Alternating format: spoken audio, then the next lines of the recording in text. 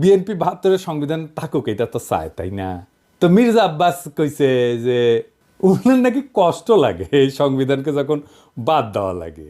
শহীদের রক্তের দিয়ে লেখা যে সংবিধান, সেই সংবিধানকে যখন কবর দেওয়ার কথা বলা হয় তখন কিন্তু আমাদের কষ্ট লাগে। তো মানে দেখি আব্বাস ভাই, উনি আবার কইছে কি, আমি পড়ে দেখলাম অনেক মন দিয়া, ভুল কইছে নাকি? কইছে যে আমি ৭২ সালের সংবিধানের সমর্থক নই, আমি ৭১ সালের সংবিধানের মুক্তিযুদ্ধের রক্তের সমর্থক। মানে কি? বাংলাটাও তো ঠিক মতো খুব ব্যাপারের নাই। মানে দেখি আব্বাস ভাই, ৭১ সালের সংবিধান কোনটা? আওলায় গেলে হবে এখন, ক্ষমতা নাই যেতে যেতে। আরো কইছে যে মুক্তিযুদ্ধ হয়েছিল বলে এই সংবিধান, এই সংবিধানে যদি খারাপ কিছু থাকে নিশ্চয়ই সেটা বাতিলযোগ্য। ওই সংবিধানে যদি খারাপ কিছু থাকে নিশ্চয়ই সেটা বাতিলযোগ্য। তো আব্বাস ভাই, কি খারাপ